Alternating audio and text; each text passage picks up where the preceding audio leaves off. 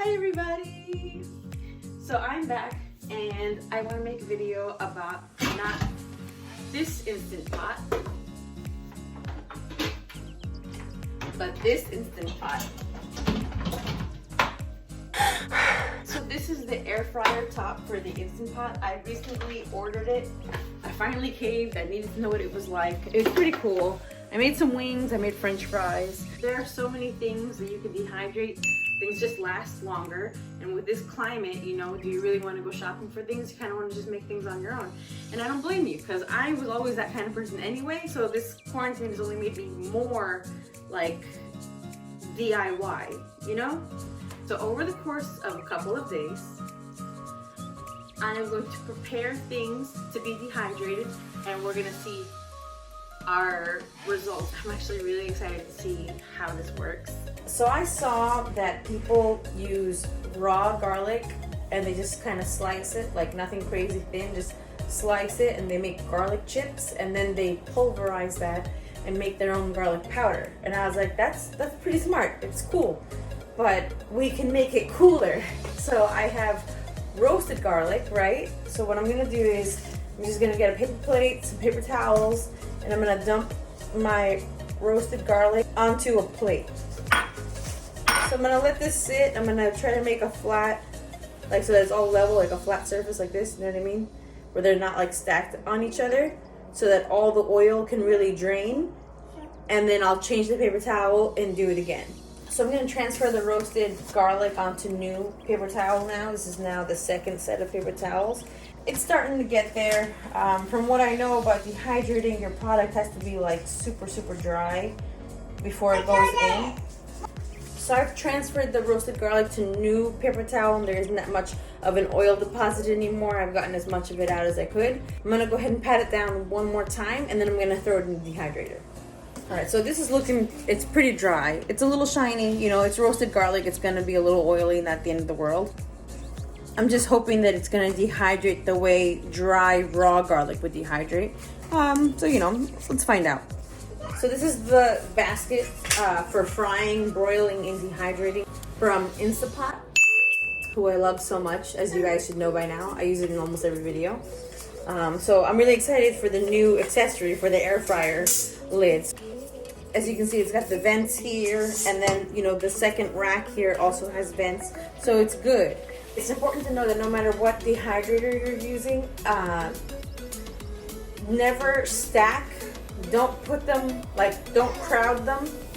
None of that is going to work out for you. It's not going to dry the way it needs to. It won't dehydrate the way it needs to.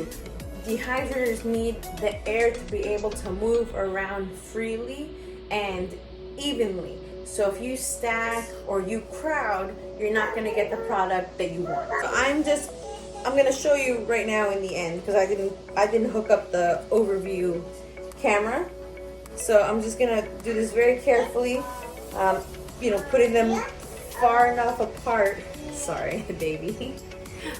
Putting them far enough apart so they do have space for the air to push around and actually properly dehydrate these roasted garlics, if it's actually even gonna work. And I really do hope it does, because I love roasted garlic. I couldn't even imagine.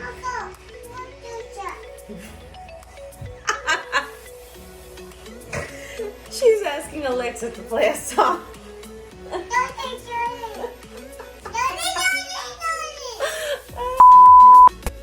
Okay, back to what I was saying. I love garlic powder. I use it a lot, so I can't imagine how amazing, theoretically, roasted garlic powder could be. Because that sounds good. Alright, so I'm gonna switch over to this camera here, okay, and I'm gonna show you guys the roasted garlic. You see? So can you see it like that? There you go. So they're not like super on top of each other. They're not stacked. You know, like I said, they're not crowded. Maybe this one, I can kind of see this one. You see me move a little bit. There you go. So what I'm going to do is now I'm going to do this second layer, and we'll move on. So I'm gonna place this in here without adding oil or water, none of that. This is just gonna be air. So this is completely empty, completely clean. This goes in next, and now the lid. So I already plugged in the lid, so the lid says off. You can see that. Okay. The second you drop it, it makes that sound letting you know that it's ready to work. Okay, so I set the dehydrator here at 300 at 150. It could need more, it could need less. So what I'm gonna do is every hour I'm gonna check it. So the nice thing about this lid is if I pull this up,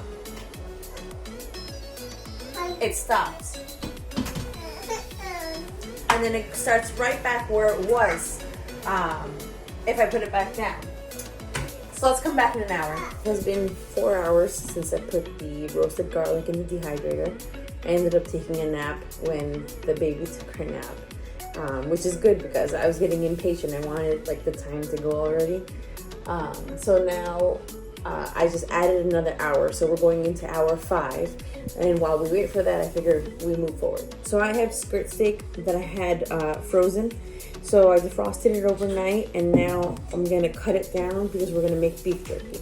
So I'm gonna do the best of my ability to make the pieces all even. Obviously skirt steak isn't even, and that's fine. So the thicker the piece is, the longer it's gonna take in the dehydrator.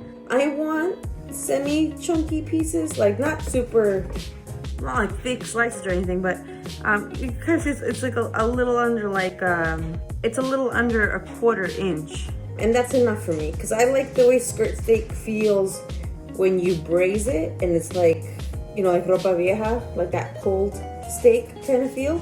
And I feel like we can get there with this beef jerky if I use skirt steak. So I'm gonna make the pieces about as even as I can. I'm gonna get them down to about this, and then we'll marinate it.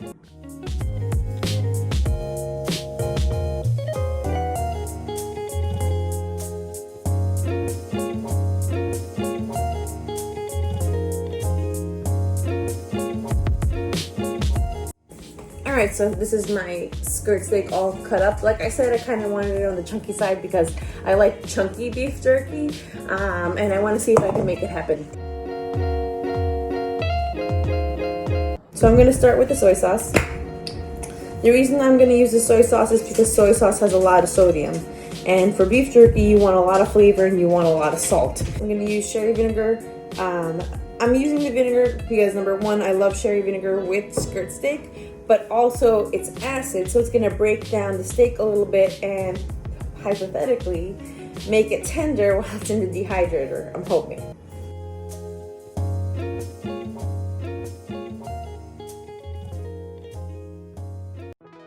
Here's my sweet chili sauce. I'm doing this more for flavor, and because it's sweet, it's gonna caramelize. So it'll just be another nice texture, again, while it's in the dehydrator. This is all theoretical. I'm gonna do some crushed pepper, because I want like a little kick. A bay leaf, because I love that flavor. I love what bay leaf does to marinade and to foods. It's just so good. Garlic powder. Unfortunately, the roasted garlic isn't ready yet, so I can't use it, but I was looking forward to using the roasted garlic powder for this. But that's okay. We have garlic powder, and that's fine. I have cumin.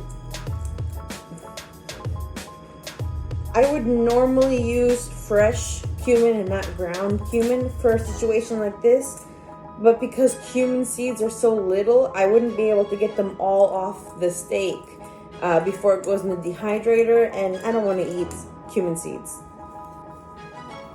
Some coriander, which is, you know, also ground. And then, like I said, I have the smoked paprika. I love smoked paprika. I love that smoky flavor.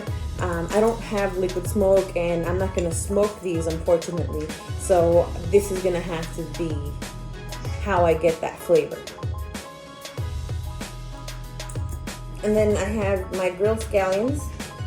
So you can do this over the grill in the summer. Like I said, I did it over the stove. I kind of just like held it over the flame. Like, you know, the parts that I wanted to get charred like this. And it was fine. I put a little oil on it first before I did that so that it would in fact char. Okay? I'm gonna go ahead and put the whole thing in there. And then of course my ginger scraps. All right, so we're gonna stir it up. So do your best to get it all in the marinade, like press it down with a spoon or whatever. I'm also gonna press it down with plastic wrap, and then we're gonna let it sit for at least 24 hours. It's like crazy bright over there. So I moved the camera to over here where there's not so much sun. Okay, so 5, 10, 15, 20, 22. The roasted garlic was in the dehydrator for 22 hours at 150 degrees. At the 19th hour, I took them out and they kind of just looked like dried prunes had been sitting out for too long, like really stale dried prunes. The very, very inside felt gooey. So I cut them in half. See, so like I took a clove and then I cut it in half and then I threw it back in the dehydrator for 3 hours. And that's what worked. Listen, they're rocks. And it worked out. I mean, they smell really good still. Doesn't smell like burnt or anything. They just colorized because they were dehydrated for so long. And I have a spice grinder. I took all those little pieces and I put them in this spice grinder and until I got powder. It actually came out pretty cool. See that? It's powder. So because it is roasted garlic powder and it's fresh roasted garlic powder, I definitely suggest getting a drying agent. Like there's still a couple of things that you can put with powdered foods to keep them dry for longer. I know that you can buy silica on your own and make your own like pouches and make your own little containers of silica and put them in something that you want to keep the moisture away from. So what I think I'm gonna do is I'm just gonna grind all of this down. I'm gonna grind all of this down and then I'm gonna add salt to it and I'll have roasted garlic salt because that sounds like it could be good.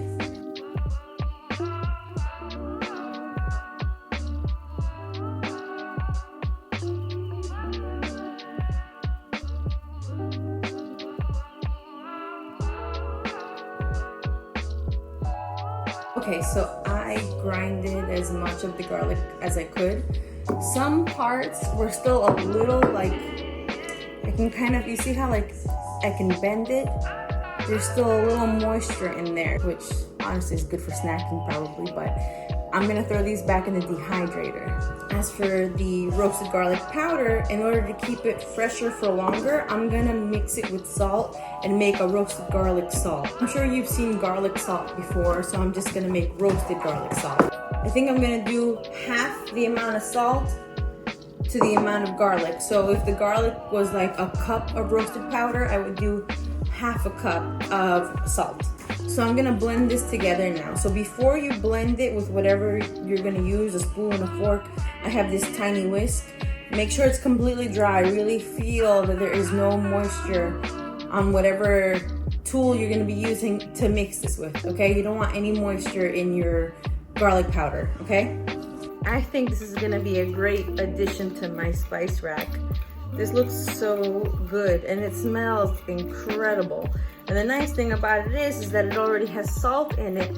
So when I'm seasoning, you know, I don't have to put as much salt because there's already salt in the roasted garlic. So if you do decide to make this at home, definitely remember that because you can make your food too salty on accident by double seasoning. The taste here. Let's see. Oh, that's good. Oh man, that is exciting. It has a really nice toasty flavor. And then obviously the salt is incredible. You know what it kind of feels like? You know when you get like a garlic bagel or like an everything bagel and it has like the little onion chips and the little garlic chips? That's like the flavor that I'm getting. It's really mellow. So this roasted garlic experiment actually worked out, and I'm really happy that it did because it took so long and I was like, oh my god, this isn't gonna work. But 22 hours later, here we are with my roasted garlic salt that I'm gonna use on everything. The steak is still marinating. I gave it 24 hours. I'm gonna give it another 24 hours. So it's gonna be 48 hours total being marinated in that mix that I made. And we still have to make the orange slices and hope that they come out the way that I'm hoping that they're gonna come out. So in order not to make this video super long, I'm gonna cut it here, and there will be a part 1 and part 2, okay? So thank you for joining me, and I'll see you in part 2.